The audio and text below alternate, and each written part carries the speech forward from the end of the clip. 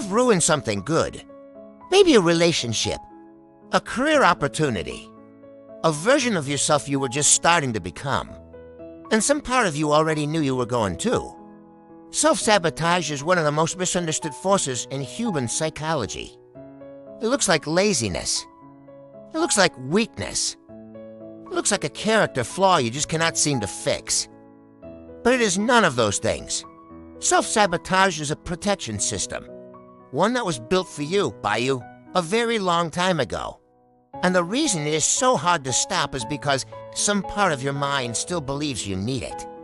In this video, we are going to go inside the architecture of self-sabotage, the defense mechanisms, the unconscious contracts, the beliefs installed before you were old enough to question them, and most importantly, what you can actually do about it. Sigmund Freud was the first to describe defense mechanisms, the unconscious strategies the ego uses to protect itself from anxiety. Shame or unbearable truths, he said they are not choices. They are automatic, they happen faster than thought. His daughter Anna Freud later cataloged them systematically: repression, denial, projection, rationalization, displacement. Each one a different way the mind reroutes a painful truth so you never have to face it directly. Here's what is crucial to understand. Defense mechanisms are not pathological. They were adaptive. At some point in your life, probably when you were very young, they worked. They kept you safe, they kept you functional, they kept you loved. The problem is not that you built them. The problem is that you forgot you built them, and now they are running on autopilot in situations that do not require defense at all. Let us talk about the most common forms of self-sabotage and what defense mechanism lives. Underneath each one, procrastination, the classic: you delay, avoid, distract. On the surface, it looks like laziness. Underneath it is almost always fear. Fear of failure. If you never fully try, you never fully fail. Or fear of success. If you succeed, the stakes get higher and you might lose it anyway. The defense mechanism at work in procrastination is rationalization. Your mind generates completely believable reasons why now is not the right time. Why you need more preparation, why conditions are not yet ideal. The reasons feel real, they are not the real reason. Relationship sabotage: you push people away right when they get close. You pick fights over nothing. You withdraw when things are going well. You test people until they leave, and then feel confirmed in your belief that everyone leaves. The defense mechanism here is projection and reaction formation. If you expect to be abandoned, you create the abandonment first, so at least it is on your terms. The unconscious logic is: I will reject you before you can reject me. It is not logic, it is armor. Underachievement: you are clearly capable. Everyone around you can see it, but you consistently perform below your potential. You miss deadlines, you do not apply, you stay small.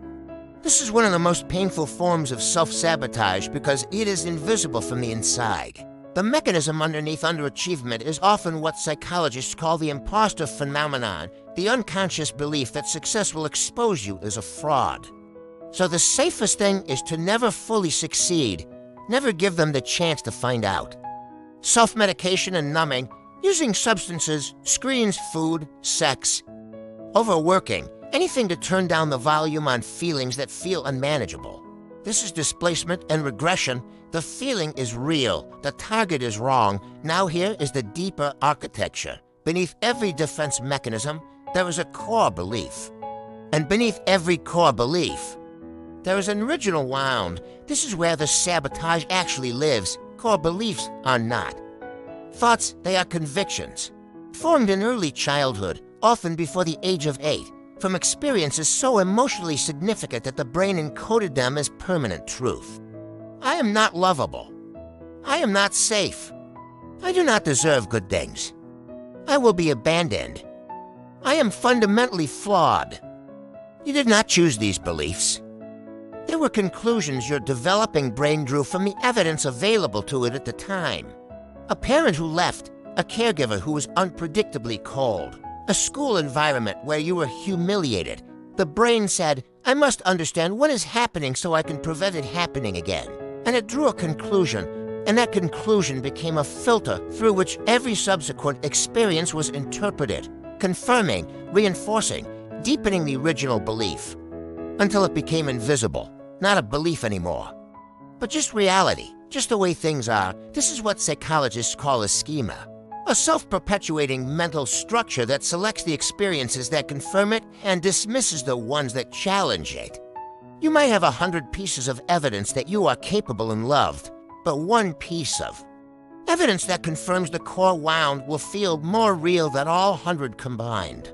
So self-sabotage is not weakness. It is the schema doing exactly what it was designed to do, maintain the internal reality it knows. Change is threatening to a schema, even positive change. Especially positive change, because it destabilizes the structure the whole system is built on. There is a concept in psychotherapy called the upper limit problem, described by Hendricks. The idea is this: each of us has an internal thermostat set to a certain level of happiness, success, and love that we believe we deserve. When life starts to exceed that level, we unconsciously pull it back down. We create drama, we get sick, we pick a fight, we make a mistake at work, not because we want to, but because the unconscious system says, this is too good. This is not safe. This is not who I am. And it returns us to the familiar level, even if familiar is painful. The familiar is not the same as the good. But to the nervous system, familiar means safe. And the nervous system will choose familiar pain over unfamiliar joy every single time, until you do the work of rewiring it. So what do you actually do? The first move, and it is the hardest one, is to stop shaming yourself for the sabotage. Shame does not change behavior. It reinforces the core belief that you are fundamentally flawed, which makes the defense mechanisms work harder, which creates more sabotage. It is a closed loop. What breaks the loop is curiosity. When you notice the sabotage behavior, the procrastination, the withdrawal, the self-destructs, instead of collapsing into self-judgment, you ask, what is this protecting me from? What would happen if I did not do this? The answers will be uncomfortable. They will point somewhere, to a belief, to a wound, to a version of you that is still operating from a threat that no longer exists. And seeing that, really seeing it, is the beginning of everything. You are not broken. You are defended. There's an enormous difference. Defended means the defense can be understood, compassionately examined, and with time and the right support, gradually released. What was built can be rebuilt. What was learned can be unlearned. This is episode 2 of the Human Mirror series. Next episode, The Stranger in the Mirror, Jung's concept of the shadow self, and the parts of you that you buried alive. Subscribe so you do not miss it. Leave a comment with the form of self-sabotage that hit closest to home. I will see you in the depths.